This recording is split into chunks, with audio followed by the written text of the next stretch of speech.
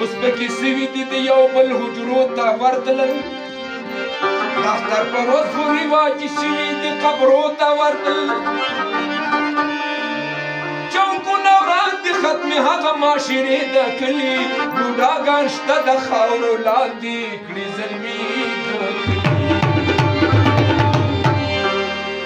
میتې چې پاسې نو سهار د دوی جامې ښکلوي هم تصویرونه یې د نیمې نیمې شپې ښکلوي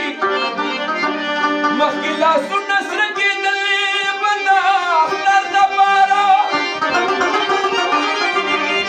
اوس لاسونه سینه ګرځي د جګر دپاره